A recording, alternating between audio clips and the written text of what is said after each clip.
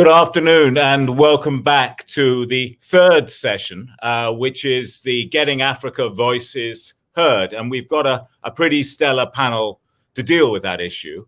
We're going to start off with a short keynote from Mo Ibrahim. And I hardly need to say anything about Mo except his living proof that there are not just two acts in life, but many, many acts. And I think I just wanted to make one point about the relevance of what Mo has done with his life to this conference. He pioneered with another group of tech-savvy engineers in the 80s and 90s, mobile telephony, which has revolutionized politics, journalism, and business in Africa.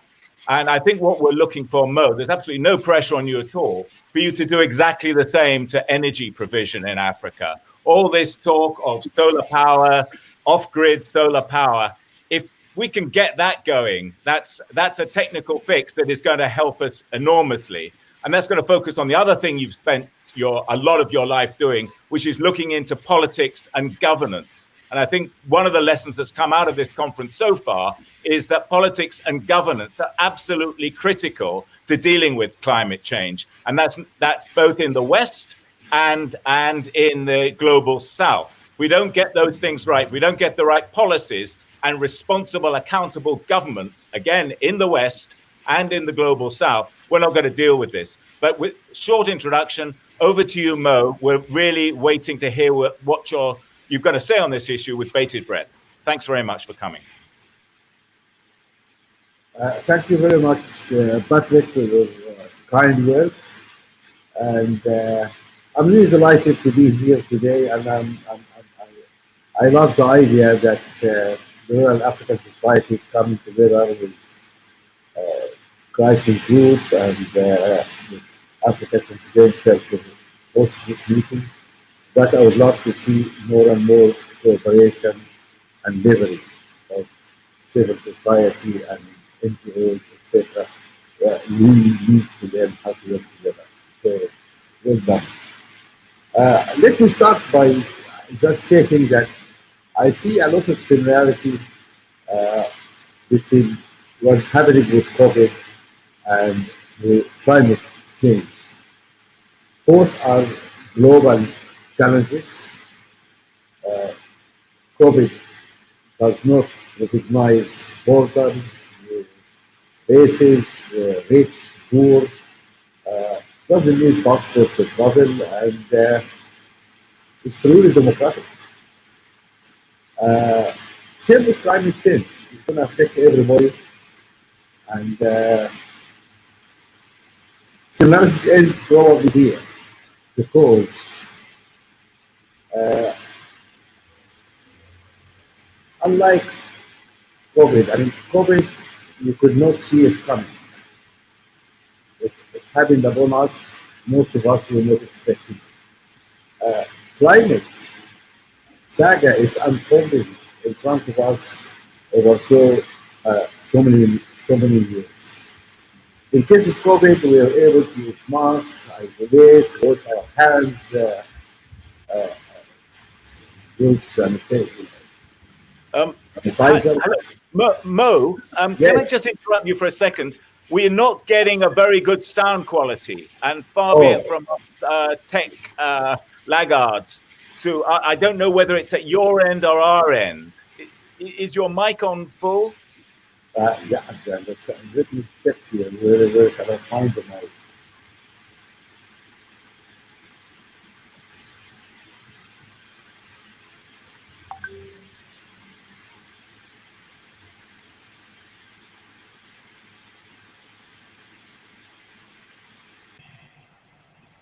Right. Is this one better? Yeah, that seems much better. At least at this end it is. Yeah. Okay. Do I start from the beginning, or you managed to decipher what I mumbled through? Would you mind just sort of paraphrasing? Okay. Minute or so. Yeah. Right. I was saying that there's a lot of similarity I saw between COVID and climate change in so far as both are global challenges. COVID doesn't know borders. It doesn't know races, rich or poor. It just attacks everybody. It's truly democratic.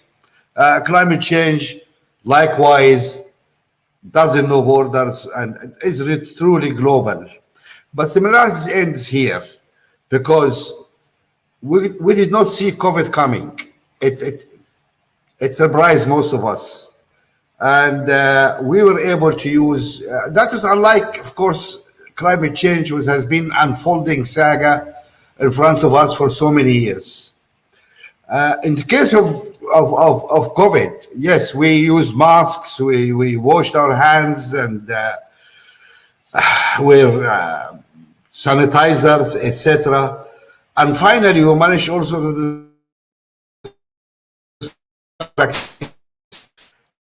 in case of global challenge of climate. I mean, there's no vaccine, there's no silver bullet to deal with it. Masks or this is a catastrophe really threatening us as a human. It's not threatening the planet. The planet is fine. It will go through whatever. It is us as a human race who will have an existential threat with that. Global challenges require global coordinated action.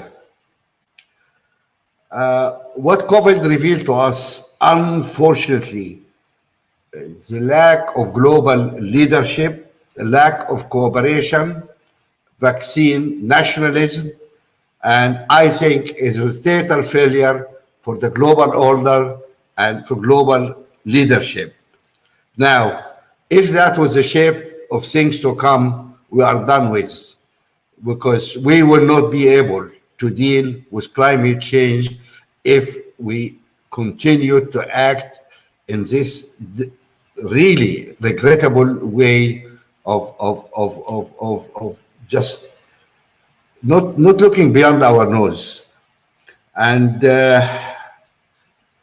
we have unfortunately a deficit in global leadership.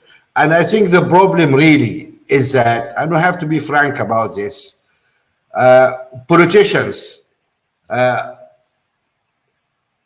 they focus, their main issue is the next election. How can I win the next election? To win the next election, I need to promise reducing taxes, no taxes on fuel or fossils, and that's how I get elected. And that is really, really sad. And I don't see how we're gonna move forward without real leadership where we have to make tough decisions. And I believe unless we change these key parameters here, and a politician cannot get elected unless he stands for a clear, strong program of really tackling and dealing with climate. And the first thing we need to do immediately is a global carbon pricing. Without that, we will not make any progress. And I see people still dragging their feet on how to move forward there. That is the main challenge.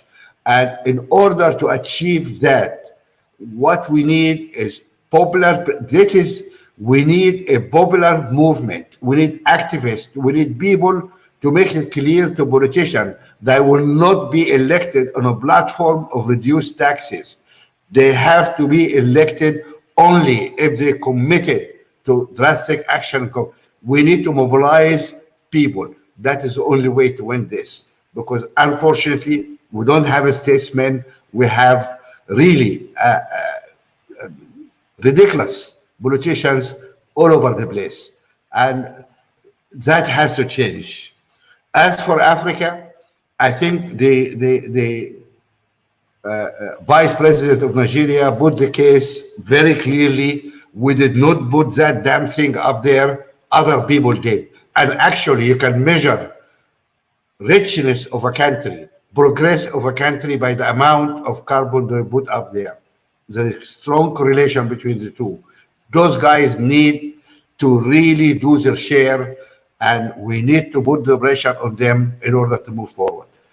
I understand I have only 5 minutes, and I don't want to abuse my time, so I'll stop here. Thanks so much, Mo. Clear message. We've got ridiculous politicians everywhere, and I don't think there'd be many dissenters with that view.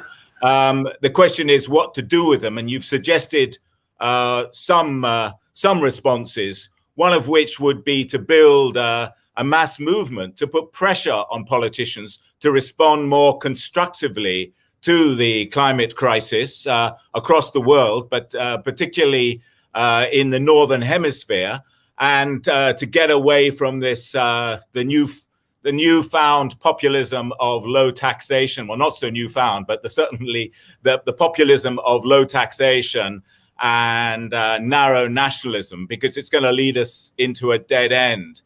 So that sets us up very well for the first member of our panel, and Mutoni Wanyeke, who's speaking from Kenya. And in fact, as we were chatting before this conference, Mutoni said, look, the missing piece in all this is politics and political action and policy.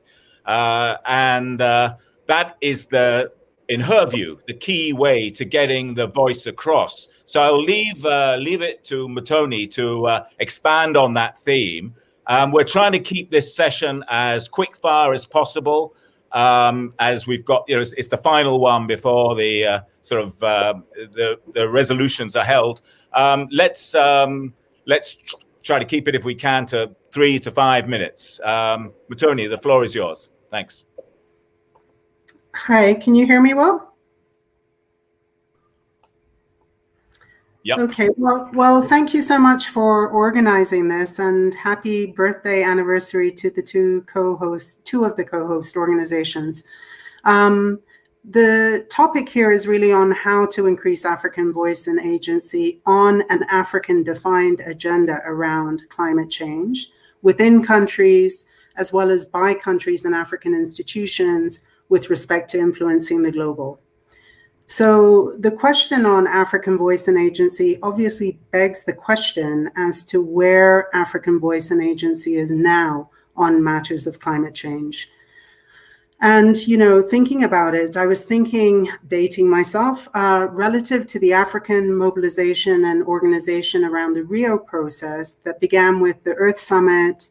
Remember, everyone, well, people my age will remember the UN Conference on Environment and Development in Rio almost 30 years ago, that ended with not just one, but 3 legally binding conventions on biodiversity, climate change, desertification, obviously all key problems from Africa.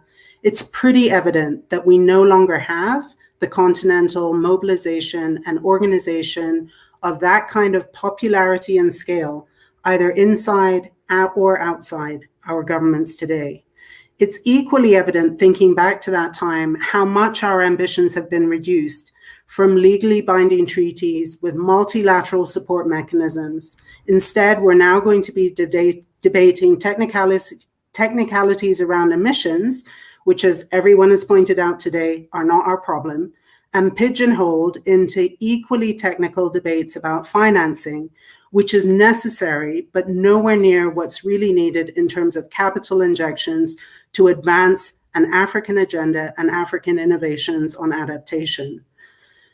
Where what we're seeing in sort of the lead up to this is that the real policy contradictions and dilemmas of most importance to Africa, I think, is very eloquently spelt out with respect to energy by the Vice President of Nigeria right at the start, and how to possibly resolve them in meaningful ways are not even really on the table, except possibly marginally through equally technical debates on adaptation. So what happened? How did we move from where we were almost 30 years ago to here, when, at least in theory, everyone recognizes that climate change is now an existential threat to human existence on this planet as we know it? thinking about that problem, I mean, it's not that any of us don't know the scale of the problems and the interlinkages. We experience them on a daily basis. They're reported on a daily basis. As Ambassador Fred pointed out, they're the subject of African continental policymaking in many ways.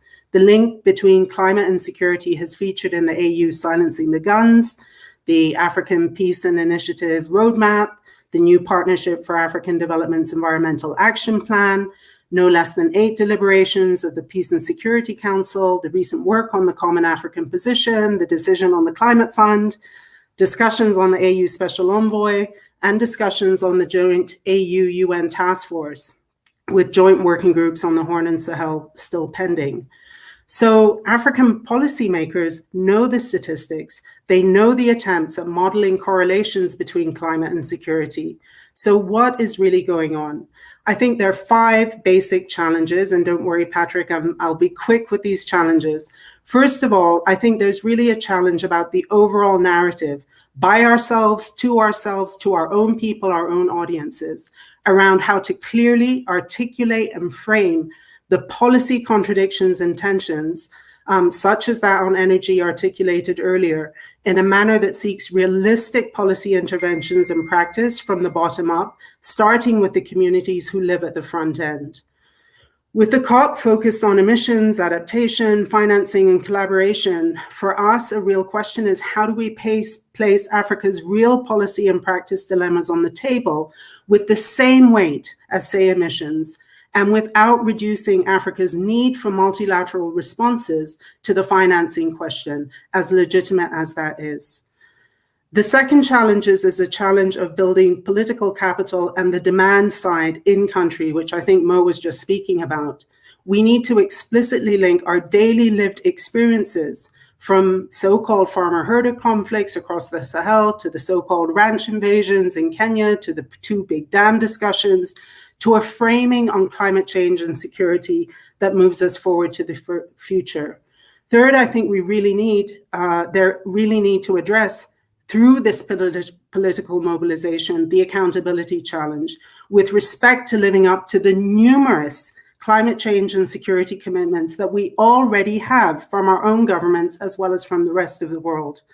Many of the environmental organizations that grew and thrived during the Rio negotiations on biodiversity, on desertification, and yes, climate change have fallen by the wayside, as have almost all of the mechanisms under the UN that were meant to follow through on those treaties, which were meant to be legally binding, let alone what's happening with more recent commitments through the process that's led to this COP.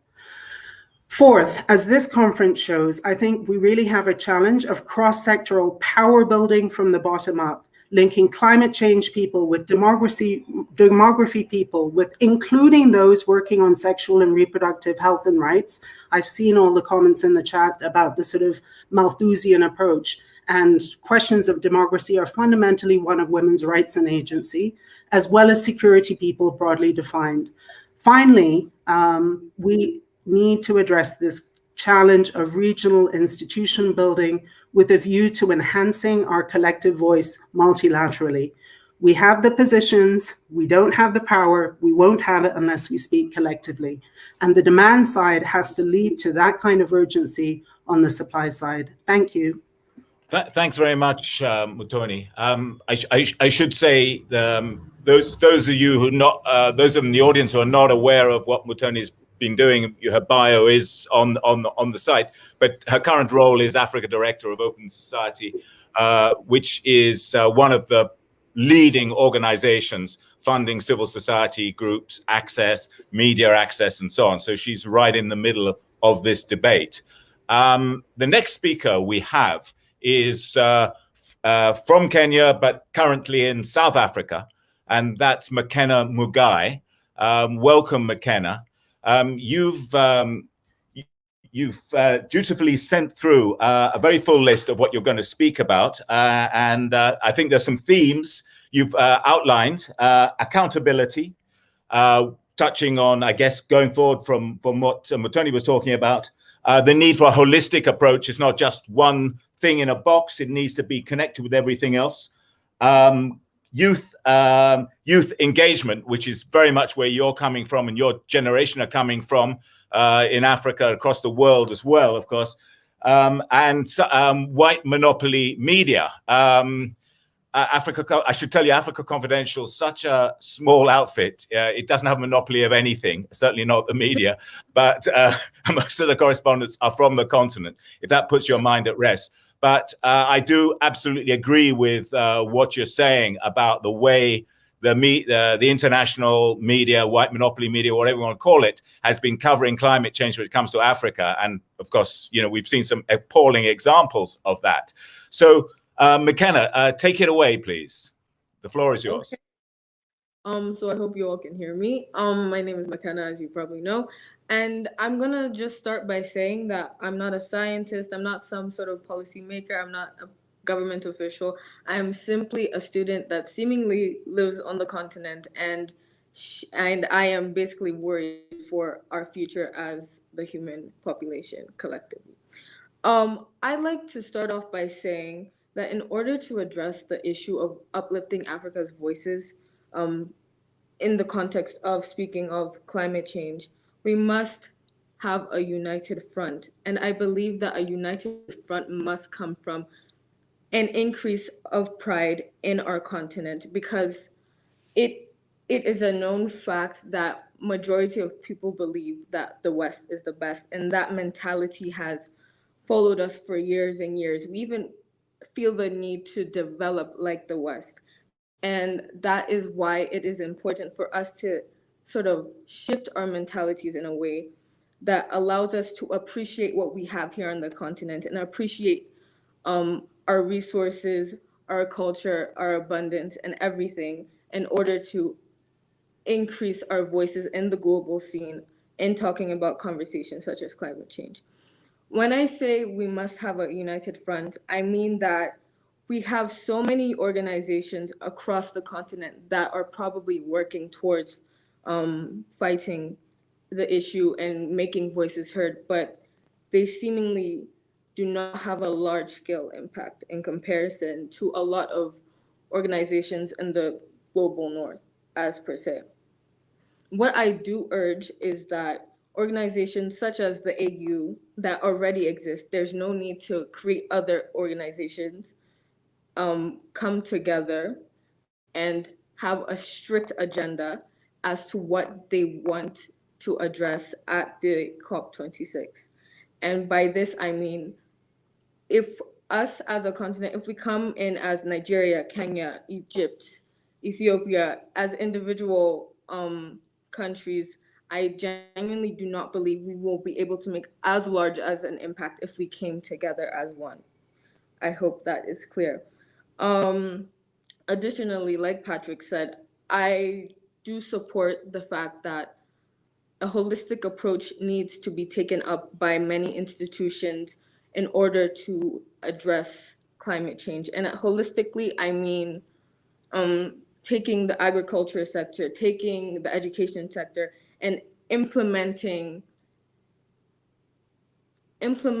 ways in which climate change can basically be addressed within those different sectors to have a larger impact, whether it be national-wide or within a certain community, if that makes sense. And I'd like to lastly voice out the power that media has and the fact that it is not entirely being recognized in the context of Africa entirely by the global north. And by that, I mean, when I think of media, or at least news outlets, the first thing that comes to mind is probably BBC. But to me, why isn't the first thing that comes to mind is, why isn't it Citizen, which is in Kenya, a native to the continent, where they speak on current issues that impact me as an individual? Why don't I think of that first? So this additionally links to the need of appreciating what we have as people living in the continent in order to understand the issues that impact us and voice our opinions as loud as can be. I hope I stood. I hope I spoke within the time frame that That's I. absolutely brilliant. Yeah, yeah, and you covered all your four main points. So look, thanks, Asante Sana, brilliant. Thanks, but we're going to get back to the interactive discussion after that. And now I wanted to call on Hiba Morgan to join us. We were speaking this morning. You were in South Sudan, talking about how important climate is in all sorts of political and economic ways, which are not represented outside communities. We were talking about the displacement and your practical experience as a reporter in the Horn of Africa, coming across communities that have really been badly hit by climate change, and they're protesting in their own way. It's not against climate change per se, but it's against the policies and the actions of local authorities. So Hiba, it would be very good to hear more from you about those practical experiences and what you think journalists, political organizations, civil society groups can do to amplify those voices and to get things fixed and sort of create this movement that people have been talking about, a mass movement to put pressure on the status quo to move on climate change. The floor is yours. If you can get it to between 3 to 5 minutes, that would be absolutely brilliant. Thanks. I'll try to do that, Patrick. Thank you so much. First of all, let me get to say that if you don't know that there is a problem, or if you're not aware of a problem, you can't possibly provide solutions for it. And one thing I noticed speaking to people who have been displaced as a result of conflict that was a result of climate change, such as in parts of South Sudan and in parts of Sudan here, like Darfur, they're not really aware that climate change is happening. They understand that there is a change in the climate pattern, but for some of them, or for a majority of them, actually, they think it's something that happens once every 50 years or once every 100 years, and that it's something reversible. Again, we know that the modern day climate conflict that happened, the very first climate conflict that happened in Darfur, according to a lot of scientists, and some people can debate on that, but fact remains is that people in parts of northern Darfur had to move southwards because of limited resources due to change in the climate, and eventually ended up clashing with local communities. Now, the people who were moving from those areas, they didn't understand that this is something that is becoming permanent unless it's addressed. But then, while you have communities that don't understand that this is something that could be permanent and would have a devastating impact, you have governments that understand that. And unfortunately, in most of the places that I've covered, the governments are usually in a very weak position. They need the investment. They need, the economic benefits that they get from companies such as oil companies, agricultural companies or water companies, or just simple factories and industries that end up, dumping waste and producing or polluting the air, which contributes to climate change. They have the regulations on paper, but they don't have the ability to make sure that those regulations that are put on paper are implemented, because of the need to make sure that the economy of the country is not disrupted. Now, in the long run, you may have a stable economy, but then you have people being displaced of climate because the regulations that were put there on paper for the companies to follow is not being followed. But most of the people I've spoken to, and even government officials here who we spoke to, they say that they're more concerned about, the current issues that they have to deal with. For people in areas like Darfur, they're more concerned of trying to get on day by day. And the reason why I've been repeating Darfur is, again, because it's it's the first modern climate conflict, but also because, you can see there when you speak to people and when you take an aerial drone shot of the region, you can see places where it's clear that once upon a time there were some plants and trees there, and then you can see patches of dry lands amongst the areas that were once green, or you would find deserts and then patches of green in the middle, which shows that this area once upon a time had lush lands, and then all of a sudden it's turning into deserts, partly because of the grazing patterns of the pastoralists, and because of again the conflict that took place that led to most of the farmers and and the agricultural, the people with agricultural lifestyle going back into refugee and displacement camps for their own safety, leaving the lands for the pastoralists and their cattle. But also because there are people who stand to benefit from the fact that displacement is happening, and from the fact that the pastoralists are getting more and more land to be able to graze on. In the 70s, Darfur had about 13 million cattle in the region, but now we are looking at about 130 million. And for those people, you have more cattle, they lead more grazing areas, you're taking over more green lands, that could lead to more desertification, more climate change.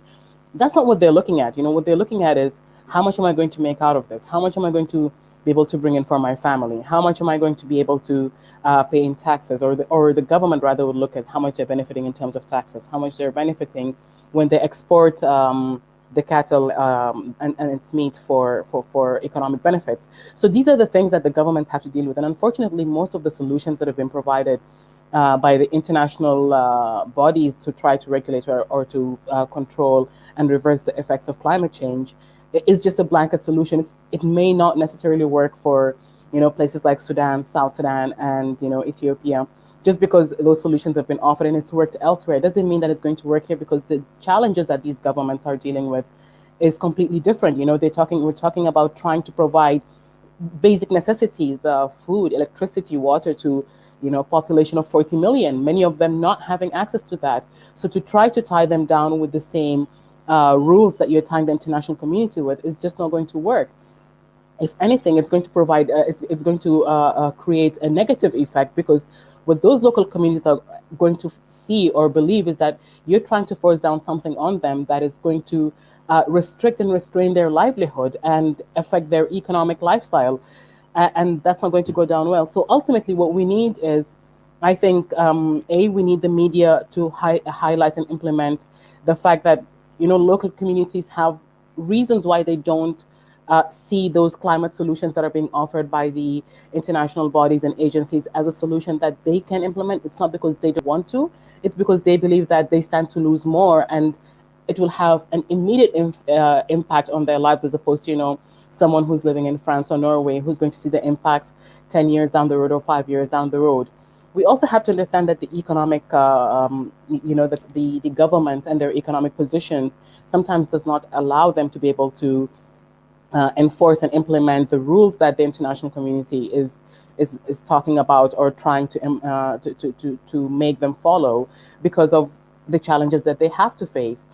And we have to try to find, I think the media also has to try to highlight the fact that there's so many other solutions that if you sit down with the communities themselves, they can tell you that climate change did not happen overnight. It took tens and tens of years. But if you speak to those communities, and we've spoken to some of those communities, they would tell you solutions that it may not have stopped climate change, but it could have definitely slowed them down. We've spoken to, again, people in Darfur who say that, we've sat down side by side, the pastoralists and the farmers.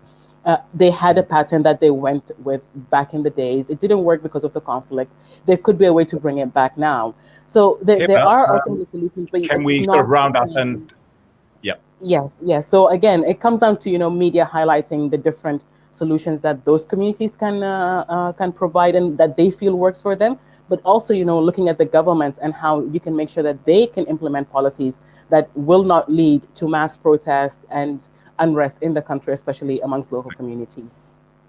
Thanks very much. I should add that you are the intrepid Al Jazeera correspondent in the Horn of Africa, and you've covered all this for real on the ground. I wanted to, and there'll be plenty more time, well, hope there is some more time after this to get into the details you've alluded to.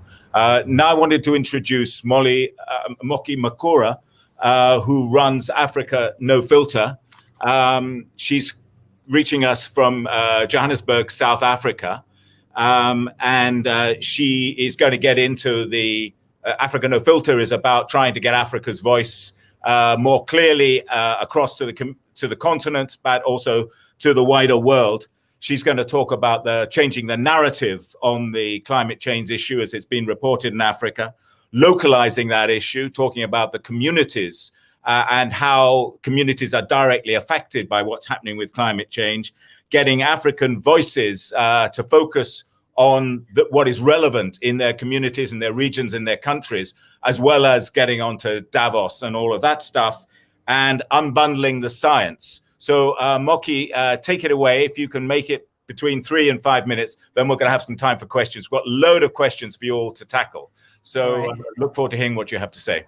All right, thank you, Patrick. So Africa No Filter, we are a narrative change organization. So we look at how Africa shows up in storytelling across the continent. And there are 3 persistent frames that we've identified. One is that Africa is broken. The other is that Africa is dependent. And the third one is that Africans lack agency. And I'd like to say that there's an article that I came across, and I will say it's the BBC. It doesn't mean the BBC is complicit all the time, which made this comment: is Africa sleepwalking towards a potential catastrophe? And that to me sums up in a way how the world sees Africa, that we don't even know what we don't know. It's not just global media. There was an interview I read where one of the COP25 lead negotiators from Africa was quoted as saying this: we as Africa need financial resources, we need technology transfer, and we need capacity building.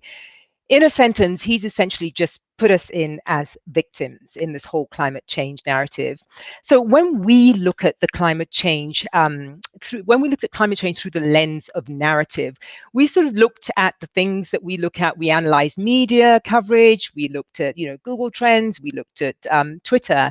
But what we realized that the framing around climate change is really 2 very extremes. There's one extreme where Africa is seen as a victim consistently in stories. Africa is the most vulnerable of the continents. It's the hardest hits. The droughts are terrible. The extreme weather has exacerbated this. So has the poverty.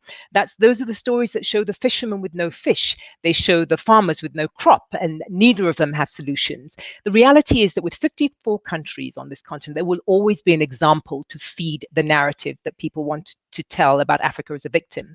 The other extreme is Africa as an agent of change. And this is where we see Africa, in all of these climate action type big meetings. These are the big deals, the high level meetings. It's about the energy projects, the carbon taxes, and the climate funds. It's the big money deals, the sort of thing that the vice president of Nigeria was talking about. And to a certain extent, because Africa's going in to negotiate, we seem to look like we have agency. It's also the AFDB, their $250 billion fund. Ethiopia announced they're spending $40 billion on renewable energy projects. The point is that it's this big stuff that feels very distant from people like me who are not climate change experts in the slightest. So what is missing is the middle where everyday Africans can actually identify with the climate change narrative and the stories. These are Africans who worry about jobs, who worry about food, who worry about education, things they can control. So every month, Africa No Filter, we track conversations, like I said, on Google to understand what Africans are really actually talking about. Be careful what you search for, because somebody somewhere is looking. And the thing that we find consistently, the one thing that Africans consistently are looking for when they search online is jobs. The reality is climate change really does not resonate. It's not the biggest issue we're dealing with. And in case you want to know what the second most searched items are, it's actually prices. People are checking prices on things, and it's general news, and it's vaccination. So COVID is there. In fact, of the 41 countries where climate change were done on Google searches, only 8 African countries were featured in climate change searches. So it's really not high priority. So I think that there are a couple of things that we need to look at if we want to make Africans, even just our leaders, just identify more with the narrative. The first thing is that we need to make climate local and not global. Right now, it's a massive global agenda, and it just doesn't resonate with a lot of people on the continent. The other thing I think we need to do is storify the issues, because it's about technical terms. People forget that climate is science. It is actually science. And we need to unpack it. We need to turn it into stories. We need to make it more compelling. And the third thing that we need to do as Africans, we need to own the conversation. Yesterday on the news, the environmental minister in Gabon had a big interview. He'd flown out a journalist out to the rainforest to go and look at what they were doing. And he was coming to COP with a very, very clear ask about how Gabon is going to save its forests, a very clear ask. So I think that the things we need to do are easy to say. I think it's very easy to understand that global conversations are important, but we need our own spokespeople to speak to our own issues. And a lot of people have talked about the Fulani herdsman, the pastoralist issue in Nigeria. That story, even though it's one about insecurity, there are multiple reasons why that happened. But if you look at the coverage around it, it actually became a story of climate change. It was a lead-in for Nigerians to start talking and realizing that actually climate change is real and it has multiple ways of permeating society. So let me stop there because I can go on, but I'll stop there. Brilliant. Thanks so much, Moki. Really great points. Really, a great sort of bookend to this bit of the session. I'll try to cram in as much as we can. We've got an ever-extending list of questions, which testifies to the interest in what you're all saying. Can I kick off with a question from James Jukwe, actually former Reuters bureau chief in Lagos, and someone who knows the middle belt of Nigeria extremely well. He asked, should African activists be copying direct action as undertaken by groups like Extinction Rebellion in the UK to make the voice of Africans heard on the climate crisis? And the kind of allied to that, there's another question, which is how do we amplify civil society voices on the climate change issue and make it more compelling to their audience and in terms of putting pressure on governments. I wondered, could we go back to Matoni to start off with on that? What do you think about Extinction Rebellion? Does it have any relevance for Africa, or what types of organization do you think African activists should conceive of to get progress on climate change? I think whatever kind of action makes sense for whatever people are trying to achieve. If you look at our histories, from the anti-colonial struggle to the present, to the struggle for the second liberation, people use all kinds of forms of organizing. So it's, what are you trying to achieve? When I think about Extinction Rebellion, and having sort of watched and sort of been on the fringes of some of that, I think mostly it involves people. It gets people involved, it gets them excited, different generations. And if that's one aim that you want to achieve with that kind of action, go for it. I mean, I don't think we can be prescriptive around how people organize. The point is people should organize in whatever way makes sense for them. Mo, could I ask you? I know that you're funding a lot of good organizations across the continent working on these issues and working on the sort of issues alongside climate change. How do you think we're going to make the difference here and get politicians to sit up and take notice, wherever those politicians are, in the north or the global south? Yeah, I think we need to speak out. There's no question about it. We need to focus. This is a real threat for all humanity, not only for us. And let me be frank here. Africa does not really feature much in this story about carbon. Whatever we do, we're not really moves the dial that much. This is scientific fact. We are emitting very little stuff, and yes, we'll have to do what we can do, and we need power in Africa, very important. And what is ridiculous is that when Germany decided to get out of the nuclear industry and shut down the nuclear reactors, they put 3 massive coal-fired power stations, not only a few years ago. Yep. Nobody said anything. No issue. South Africa was trying to fire put one fuel coal powered station. and it's a big fuss. Why? Because it needed funding from the World Bank, and of course, then the World Bank said, "No, I good governance, and I don't fund." A big issue. We had to write op-eds. We had to put pressure and tell to get. The rich countries don't need funding, so they have no problem. They do what you do, and Africa has a big problem because we need funding, and this international multilateral then are self-right to us when it comes to us, and no, we not do. So there is not a level playing field, to be honest here, and I think we need to focus on the great polluters. Those is the guys, average citizens who really have the big cars, they have the swimming pools, they have the massive houses. Those is the guys who are really playing havoc with this climate. They need to deal with it. I need to pay the price for this. That has to be stressed really. And yes, as Matoni said, I mean, various people act in different ways. And we welcome all the variety of activists, but it's just we have to be careful. Sometimes, if you block a motorway or you can really hurt some people. A mother taking her child to hospital, and somebody catching a fly, whatever. So we have to be careful. We need to generate support, not to alienate population.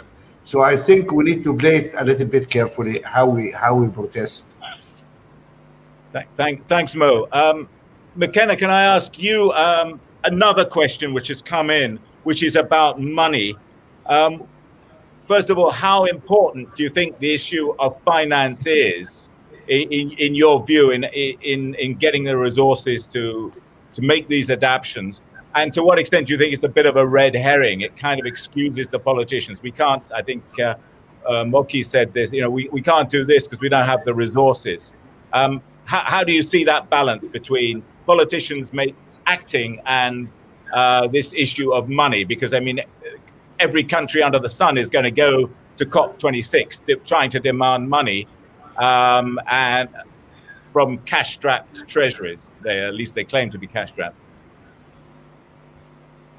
Okay, well, I'll just say the biggest thing when it comes to money and its allocation and the way it's being used, I think the biggest thing that should happen is a follow-up on where that money is going and how it is being used by somebody, so as to track the progress that countries are making in terms of the quote unquote like improving in one way or another. And I would have to say like the biggest chunk of sum that I've heard that has been allocated to, let's say, developing countries was when the Paris Agreement was underway, and about $100 billion was allocated to developing countries around the world, which I don't believe is enough money personally for countries that are on their way developing in a sustainable way, if that makes sense.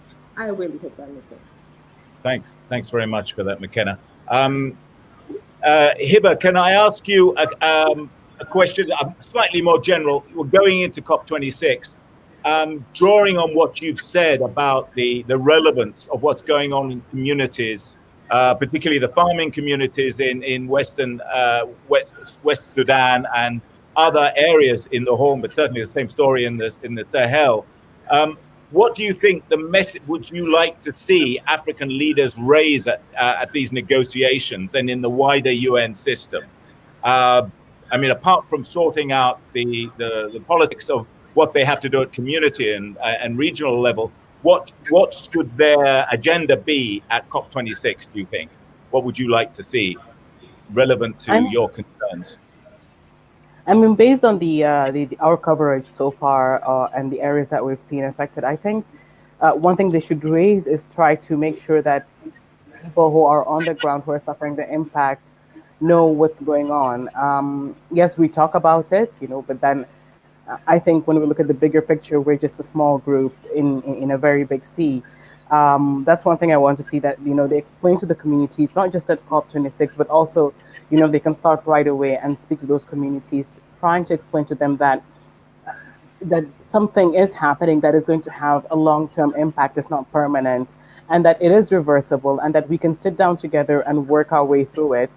It's going to take time, it's going to take effort, it may have a financial impact on the community as well as on the government, but then there should be some kind of compromises on both sides to make sure that they understand that ultimately what you will get in the end is a planet that future generations can live on. You don't want to be able to survive and thrive for the next 10 to 20 years, but then your children and grandchildren have nowhere to go, and then they would be displaced, as other communities that you can see in front of you getting displaced as well. So that awareness has to be there, but and the way it's narrated by the government and by the people and the community leaders should be in a way that people understand that this is something that we can work together to try to achieve a solution for, as opposed to something that's going to start splitting us apart.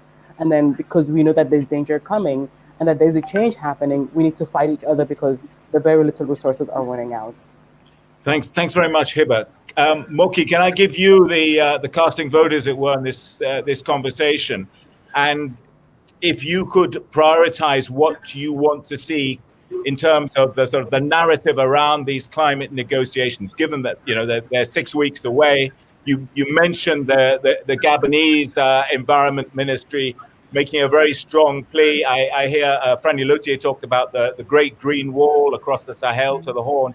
What messages should African organizations and African governments be getting ahead of this COP26? Right. Look, I think the big thing everybody knows is that Africa is coming, cup in hand to ask for money, and justifiably so in this case. But there is a position from which you can negotiate. And I think a lot of the time we're negotiating off the back foot. We just want money.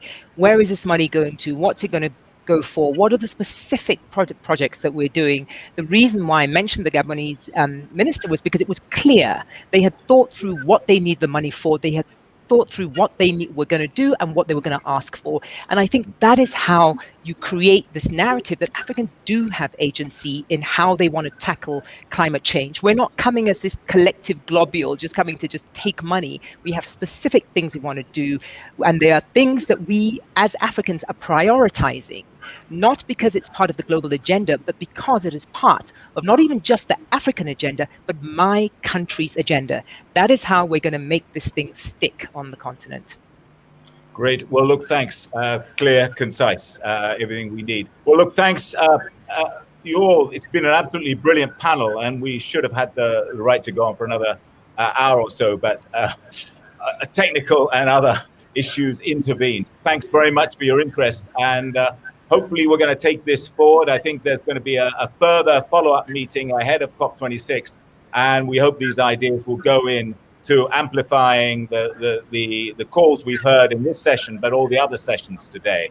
So I'd like to thank you all, and I believe Bola's going to come in now and take over the mediating role. Hi, Bola. Thanks for sterling work you've done this afternoon. It's couldn't have done it without you, as they say, but we really literally couldn't have done it without you. No, I think you could have, but and I just think it's just such an excellent and impressive panel that we've had, from the Vice President to former Ambassador Carson. There's so many, and also being so impressed by the likes of McKenna, who are really hearing the young voices taking us forward. I think it shows that our future should be secure if we listen. And this is the question now, is how do we move forward? How do we ensure that everything that we've heard by the different panelists is actually listened to at COP26 in November in Glasgow? Muthoni also spoke about legal commitments which were made but not adhered to 30 years ago. So how do we get those who haven't been listening to listen? Well, joining us now, we'll have the three hosts of our conference today, including Patrick Smith, who's just moderated, but also including Comfort Eno. But let me first of all hand over directly, without further ado, to Nicholas Westcott, Director of the Royal African Society, who's been in that position since 2017. And after completing his doctorate on African history, he spent 35 years as a diplomat working for the British Foreign Office and the European Union, much of that time on the continent as the British High Commissioner to Ghana, Ambassador to Ivory Coast, Burkina Faso, Niger, and Togo. So it'd be interesting to hear your perspective, especially, Nick, when we talk about moving forward, but also getting those countries, industrialized nations, to actually listen and also abide by their commitments and their promises. And we don't want to be dictated to, as has been clearly said. So the stage is yours. Thank you very much, Bola. And I'm very conscious it's been a long day. There's been a huge amount to absorb, fantastically rich discussion, so I will be brief. But we didn't start this conference from nowhere. We started with 3 expert groups looking at the situation in the Sahel, in the Horn of Africa, in Southern Africa, to get some background. And from the discussions we've had today, and from those expert meetings, we've 3 core messages have emerged and 4 themes that we've got to pursue in the future. And the messages are partly for COP26, I'll come back to that, partly for Western governments and Eastern governments, not to overlook the situation in Africa when we're discussing climate, but also for African governments themselves. And there's a very important point here that African governments need more support. They need more financing if they're to make their economies more resilient, help their societies, their communities to adapt to climate change. But the message for the African governments is also this, that if they go to COP26 just looking for money, they will be bought off again by promises of more money. What they need to secure is action, because as we heard very clearly, climate change is having a bigger, faster impact on Africa than almost any other continent. And therefore, it is absolutely in their interests to get firm commitments to reduce greenhouse gas emissions and to restore nature in the areas where they are. Because if they don't do that, however much money they get, they will still pay a price in social and political disorder. And we heard that very clearly in the second session about the high risks. And the whole world needs to take account of the speed of change in Africa, both from climate and from the demographic change. As Richard Chincotta said, this is a huge trend. And just like the climate trend, it's not one that will change. So we've prepared some chairs' conclusions. They don't bind anybody, but they're the co-chairs' conclusions. They are in the chat, in the documentation for this conference. They'll be on our separate websites. And they revolve around 4 themes. So I'm very pleased that the Minister for Africa and Friend of Africa, James Duddridge from the British government, is here to listen to this, because it's very important that these points are taken on board by the host of COP26. The 4 broad themes are, firstly, that we need to measure and manage the environmental and ecological change better. Heber described that very clearly. We have to improve the prediction and planning so we can help communities to deal with the pace of change. Second theme is that national policies of African governments need to be more joined up. Climate change is not just an environmental issue. It affects all parts of life. It's agricultural, it's industrial, it covers investment, trade, finance, all these things. So there need to be national policies, and they need to be led from the top of government. And although, as we heard, climate change is not at the top of many Africans' agenda, governments need to put it there because it impacts on everything they're trying to do. Third theme is that this is urgent, and a failure to act will not only cause global warming, but will compound conflicts that are already existing. And again, what Comfort Ero was saying, Johnny Carson, Hannah Tete were all underlining this point that conflicts exist in all societies, but they will be hugely exacerbated by the pressure on resources that those 2 trends, unless we adopt the right kind of policies. So the 4th theme is that what this needs is investment in the right things. And African governments have as much agency in this as the West. And it is, as we heard from McKenna, it's for the people of Africa to say to their governments, we want you to address this. And in particular, three things: climate finance for Africa, where Africa is getting a tiny proportion of the available climate finance, about 3%. That's got to change. Secondly, this African energy transition. We heard a lot about this in the first session. It's got to be a just and fair, as the Vice President was saying, just and fair transition. And thirdly, this is an important point made by Gilles Yaby, there has to be education and upskilling of people. These are bigger challenges we're facing, and unless we have people with the skills and the knowledge of how to address them, we won't be able to do that. So that, combined with what we've just heard in the last session about getting the message across, are the themes that I'd like to draw from this. Thank you very much. Thank you very much indeed, Nick. I should unmute myself as well. I hope you can all now hear me. Let me move on to comfort, because comfort you spoke before, and I wonder whether, I know you're the joint hosts together with Africa Confidential and Royal African Society, and we've been hearing compelling contributions saying how we should all speak with one voice. McKenna is among others who said this. Are you in agreement with everything that Nick just said? Because it's one thing for us to have this conference today. Do you feel these are the key ways to move forward, or are there others, especially when you were talking about insecurity and ways to quell this? How would you move on in terms of moving forward? Yeah, thank you very much, Bola, and also thank you for being a fantastic host, keeping us all together all day. Yes, I do agree with Nick. It's why we came together with the Royal African Society and Africa Confidential, because we are kindred spirits in these issues. We have been long partners in crime, so to speak, in thinking about these issues, and it's great to finally see us come together formally in this way.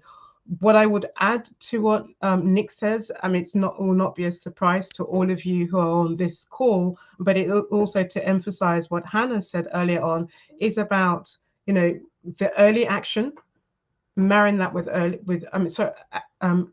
attaching early warning to early action. A number of these issues, and Mathoni said it quite well, Bola, a number of these commitments, I was quite staggered by what she said. 30 years we've been at these themes at various stages, various times. By the way, Existence Rebellion is just the latest sort of mass social movement that's coming together, coalescing to bring all these issues together. So I in total agreement with Nick. What I would add, and one of the big themes that I take away from today, is the need for that collective voice, Bola. We are as powerful as our ability to coalesce and to mobilize and to really come together and articulate a very clear set of demands as well. We are as powerful agents if we can build consensus in defining what we see as the key issues for our leaders to take forward. Given what Mo was saying about the deficit of leadership, where else is that leadership going to come from if it's not coming from civil society as well? So I really do sort of want to emphasize that the need for collective action, the need for clarity in terms of the demand, but also the need to make sure that we hold everybody's feet to fire to continue to press onto those commitments in the past that are going to be vital for the future. And my last comment, Bola, is that although we may not be able to place conflict, climate and security properly onto COP26, I do think that we can use this conversation, COP26, and going forward to make sure that we firmly put it on the agenda next time at COP27.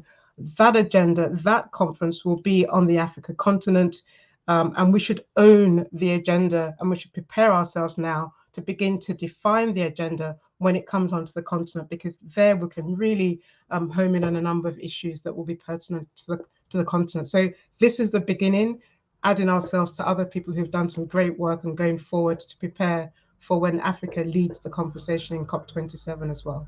Thank you. Thank you very much, Comfort. And it's interesting that you say this is the beginning, because as you said, even yourself, in a way, it's a contradiction, because we started this over 30 years ago. You know, I remember an environmentalist, Dr. Mohammed Suleiman, who's with the Institute for African Alternatives, talked about the environment. He put it on the agenda. This was back in 1991. And yet here we are. You know, he was quite a visionary, I guess one would say, and yet here we are. So how do we move it forward? Patrick Smith, if you're still with us, you know, he also chaired that very, you know, powerful panel. And I was very happy to hear when we heard Honorable Tete speak about the role of women, the powerful role of women. And so I know I'm now handing over to a male, if Patrick is still there. But Patrick, you know, your thoughts, the thoughts you drew from especially that panel that you had, but also moving forward when you're going to Glasgow in November. What is the way to push it forward? Well, thanks, Bola, and thanks everyone for it's been a tremendous afternoon. Lots of really great ideas and recommendations for action. I guess there's sort of three areas I'd say have come across pretty clearly. One is the issue of accountability, and McKenna made that very clear, but so did the other speakers, Mutoni and Moki and Hiba. And that's not just that sort of NGO speak accountability. That is real political and social and economic, financial accountability. There's an outfit called Ecocide, and it's run by some human rights activists and some very distinguished lawyers, people like Philippe Sands and Senegalese lawyer Madame Fall. And they're pushing this idea to hold governments, companies, organizations accountable for what they do to the environment. We're already seeing a number of cases like that in the courts in the Netherlands, in Britain, and in the United States particularly. And I think we're going to see more and more of those. So that's an issue that I think needs to be thought about very clearly in Africa, and how to link accountability to the fight against climate change and the adaptation to climate change. Because it's not about someone's generosity, it's about a responsibility for a set of circumstances in which we find ourselves. We have to have, I think, a very clear view on that. The second issue, I think, around that is this issue of the activism and the popular support and the mobilization around the environment. I think many speakers have alluded to the fact that in the 1990s, the Rio Earth Summit achieved the development of UN organizations with very clear goals and very clear commitments. These weren't kept to. Since then, we've seen a sort of a real deterioration in the international system. And that's come about for a number of reasons. But part of it is there a lack of coordinated international pressure on that system to deliver these policies and to get together and put pressure on governments to act. And I think one of the messages that has come across right throughout this afternoon is the need for a much more concerted forms of action at every level, local, state, national, regional, international level on climate change, raising awareness through school curricula, through journalism, through communications in general to deal with these issues, to really get it on the map and have the difficult debates we need to have about this. And the third element, I think, is the politics and policy element. And that is just many people might think that climate change is some sort of ordained destiny. I mean, they're a fatalist. I don't know if any of you saw this story in Le Monde, Guardian this morning about 57% of young people, according to a survey in 10 countries, thought that the Earth is doomed. And I think if we're not careful, we're in danger of sort of succumbing to this fatalism. This is absolutely human-made, and I think probably for once the sobriquet man-made is more appropriate, because men have been doing most of the damage. And it can be fixed by human action. And I think we have to keep that very clearly in our minds. And the human action has to take the form of political organization and politics and policies and good policies. and we need to focus on what those policies should be, how to get agreement and move forward with a sense of deliberation. So those would be my takeaways. Thank you very much indeed, Patrick. And I think I have to move swiftly on because of the pressures of time, and I think there'll still be more questions.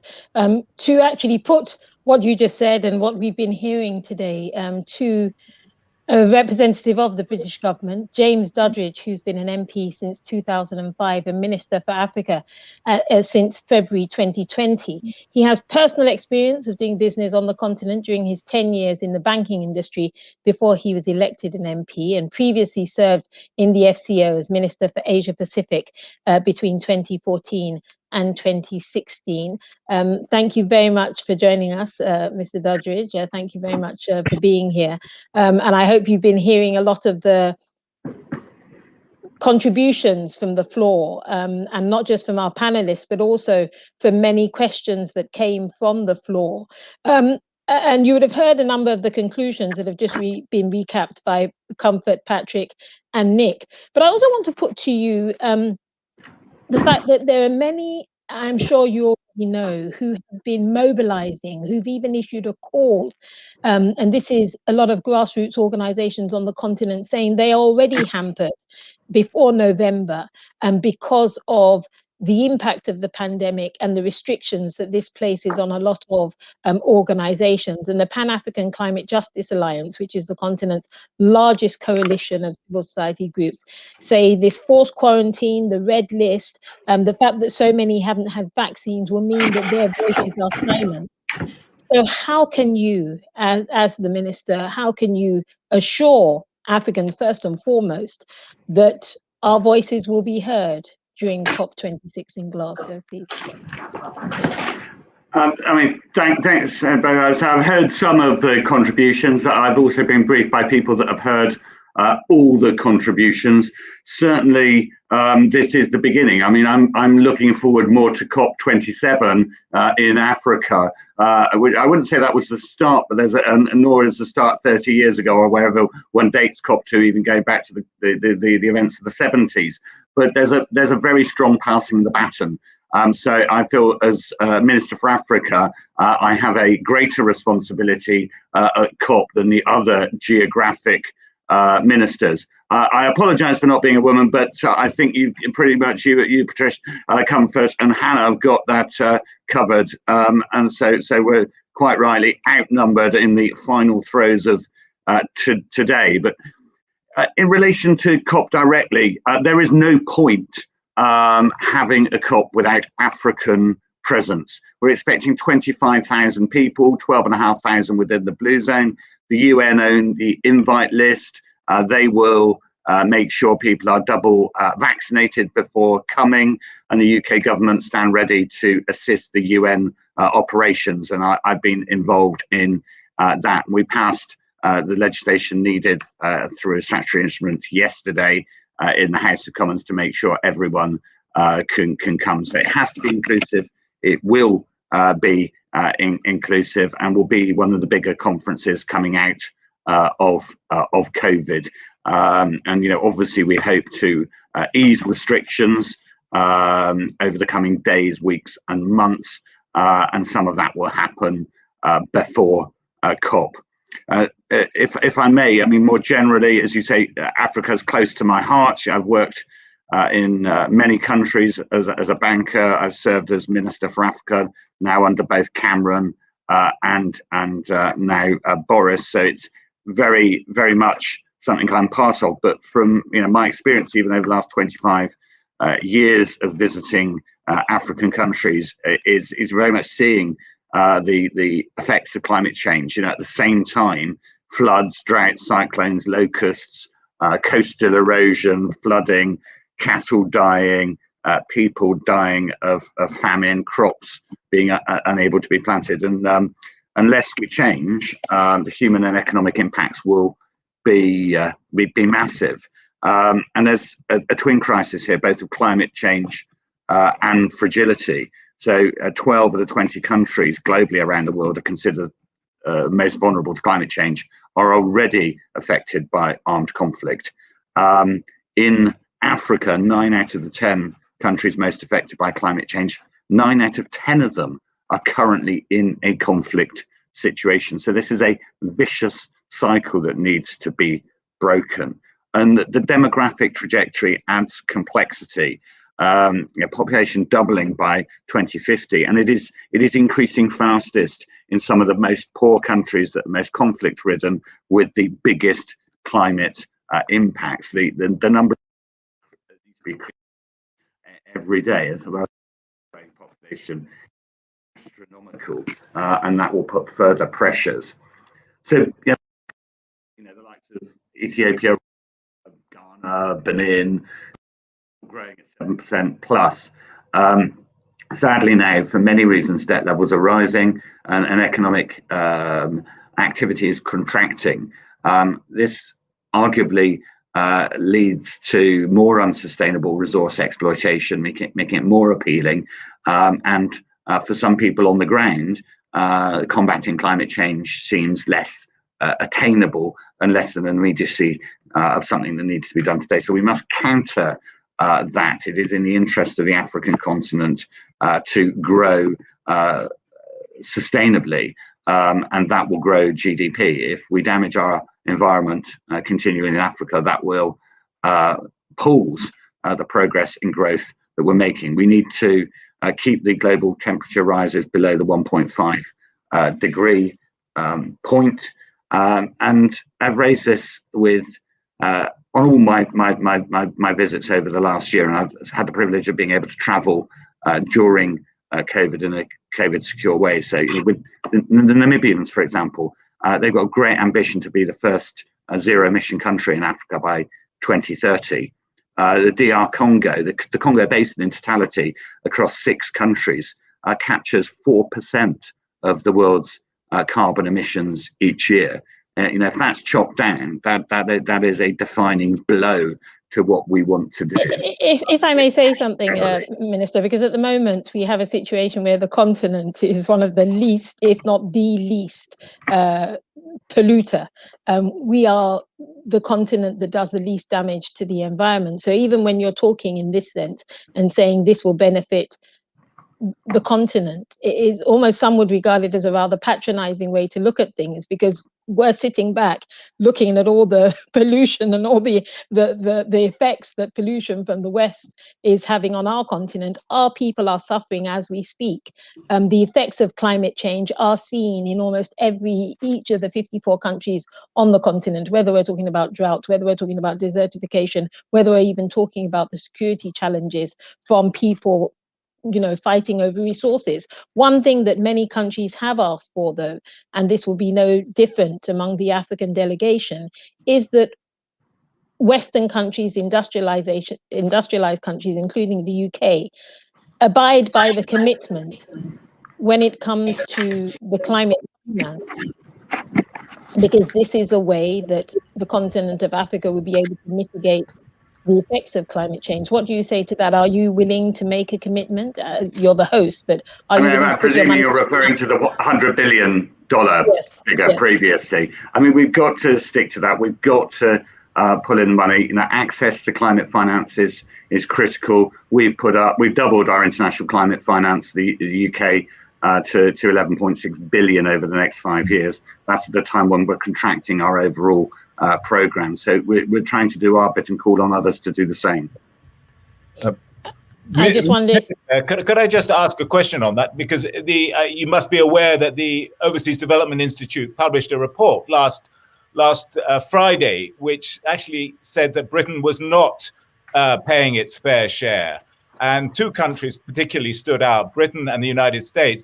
According to their measures of what should be the responsibility of these countries to pay their cut out of the $100 billion climate fund, Britain was paying about just over 50%, and the United States was paying less than 20%. The only Western country that was paying more than it should pay under the ODI's calculations was Germany. I mean, it does seem that the West, and I think France was paying just about what it should pay under the ODI's calculations. I mean, this is the ODI. It's an established development institution in Britain. and it's judging that the British government is falling short of this on this.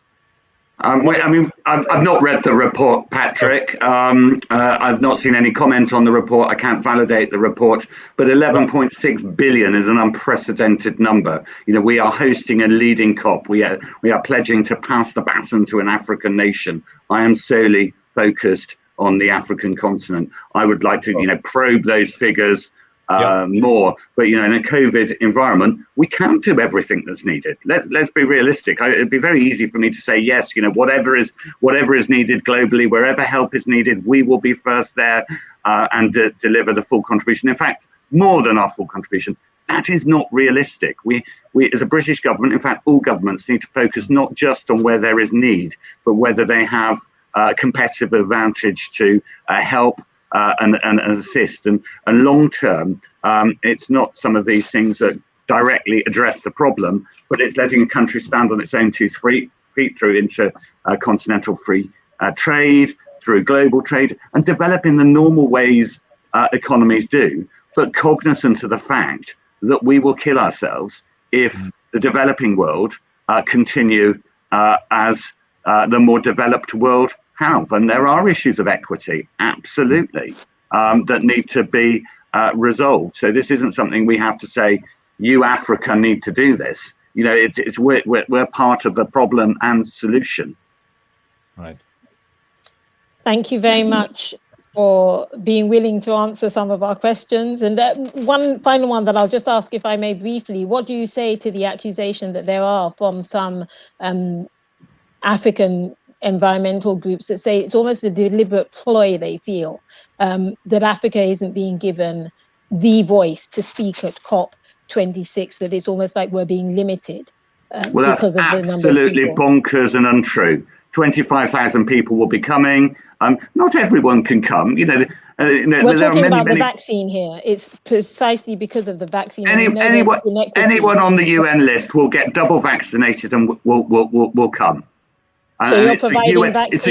It's a UN event at the conference. The Prime Minister has been very clear at the G7 summit that he said he would work to provide those vaccines to make sure all the COP delegates that could come that haven't been vaccinated and wouldn't come if they weren't vaccinated to find those vaccines for them.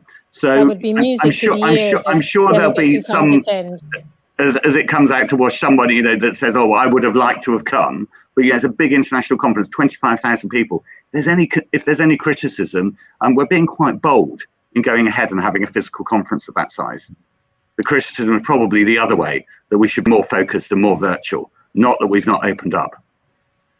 Well, I'm putting it forward to you. Thank you very much for answering. James Duddridge, Minister for Africa in the UK, thank you very much for joining us for this very, very important conference that we've had on the issue of the climate, conflict and demography in Africa. And finally, I will hand over the reins, if I may, to Susana Malcorra, who is former Argentinian foreign minister and the board co-chair of the International Crisis Group.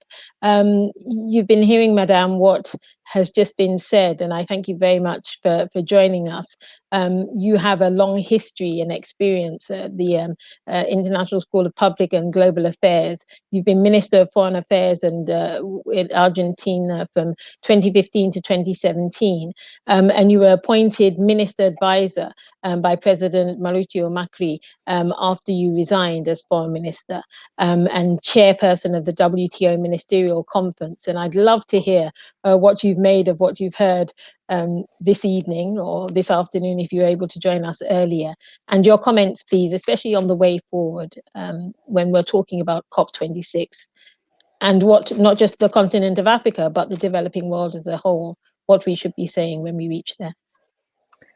Thanks so much, Paula. It's a real pleasure to be here. And yes, I have been listening in the last half an hour, but I have been informed by the team on what has happened the rest of the afternoon. So I'm fully prepared to try and wrap up, although it's impossible to wrap up the richness of the conversation. First of all, let me start by recognizing our partners, the partners that the International Crisis Group has in this event, Africa Confidential and the Royal African Society. It is very telling that we meet here in this conference, marking the 25th anniversary of the Crisis Group, the 60th anniversary of Africa Confidential, and the 120th anniversary of the Royal African Society. So is something that tells a lot about us coming together and trying to provide a platform to discuss these matters. You know, when I first hear about this conference, I was very attracted to it because of the subject, the title that it was given, Climate, Conflict, and Demography. Is the connection of those three issues are really very important. And I think that the conversations you have had this afternoon around the three pillars have been significant. Let me try and bring a perspective that is an African perspective from outside Africa, but also from a developing part of the world coming from Latin America. First of all, it's clear, and I just was listening to the last part of the conversation, that the equity issue around climate change is significant. And that we have a problem here of the future being under stress. And some challenge the fact that there will be a future for the Earth. And we hear about activism to make sure that we don't fall into that despair. But the future of our children, our children's children, is at stake for sins coming from the past that most of the time were not in the hands of the ones who pay the most, being that Africa, being that Latin America. You know, the equity issue is central. And it is clear that we are not yet sorting out that equity issue. So for me, it's very important that the voices of the developing world come together, but the voices of the different regions of the developing world really, really structure their message in a manner that gets the attention, gets the space, and allows for a deeper conversation and a stronger commitment to take place.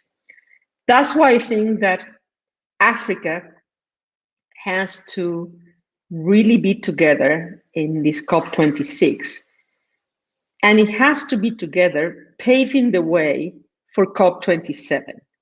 COP27 will take place in Africa, so you will be hosting that COP. Whatever comes out of this COP26 starts to shape the discussion of COP27. So you have to highlight those key elements that make a difference and will make an impact for Africa in this COP26. The demography of Africa has a significant significant aspect on the discussion. The fact that Africa, and I will not go into all the figures, you have here the figures throughout the afternoon. The fact that the growth of a population, the percentage of youth in Africa is so huge, and the projections toward 2050 are so significant, mean that not only you have to speak up as a continent for today, you have to speak up for the future. And you not only have to discuss the equity of today, but you have to discuss the equity of the future. I think that's what we owe to the younger generations.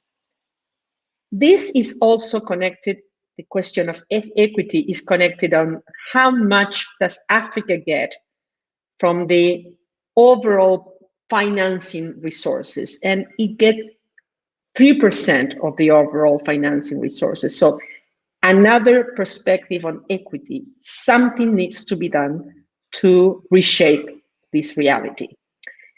It is, I have here and I have seen parts of the conversation that, in my view, have a lot of weight, and President Obasanjo, as usual, brought together this idea and this suggestion that the climate agenda and the development agenda have to come together. And I will argue here that what came out of Paris is significant, and what we have to do in that regard, the commitments are significant. But if we don't add to that the perspective of Agenda 2030 and the overall perspective of the people, planet, and prosperity under a single lens, it's going to be hard to deliver on what the peoples need. And together with all of this, there is that other element of having to pay so much for the effects of climate change, including through what is clearly one of the elements of this conference, conflict, having been so little responsible for what climate is delivering today. So all of this means that Africa must be, I will argue, and this is not patronizing coming from somebody from the South, it is a duty to raise the voice, and it is a duty to raise it in a manner that is consistent, that is coherent, and that has a narrative, not only to make sure that the equity aspects start to correct themselves, but that we build a narrative for future generations. A narrative that is not only words, but also deeds. You know, words only do not work any longer. So what I will say here is that at this point, and taking into account the many constraints and restraints, including the ones that the minister referred to, we have to mobilize. Activism is important. We have to mobilize not only our civil society, not only we have to have the young people mobilized, we have to make sure that they mobilize the leadership in governments, in the private sector, in manners that really start to decide and prioritize taking these matters into account. And this includes, and some reference was made during the conversation today, some other root causes that are connected to the capacity to deliver, like good governance at large, the question of gender equity, which was mentioned also, the question of youth equity, all those things that fall under the umbrella of Agenda 2030 and that connect with the overall good governance need to be part of the narrative we build, but more important, need to be part of the delivery that we produce in order to start steering results into the right direction. This is a big problem, but it's not a problem that we should not be able to solve. It's challenging. As time passes, it becomes more challenging. As time passes, the effect of climate change produces more tension, produce more conflict. As time passes, we have growing populations that don't have enough and don't see a horizon that will produce enough. But this does not mean that we stand still and do nothing. So for me, if I have to summarize something out of this conference, thanking the participants and thanking everybody for what has been said and has been discussed, is that there is no option for Africa, and for that matter, for the whole of the developing world, than to come together, put a narrative together that makes the case, a case based on history and future, based on equity, and really pushes for that, so that we start to see resources coming in a manner that differs from recent history. So thanks for inviting me. It's great to be here, and I wish everybody the best in this coming COP26, and of course, a great COP27 next year.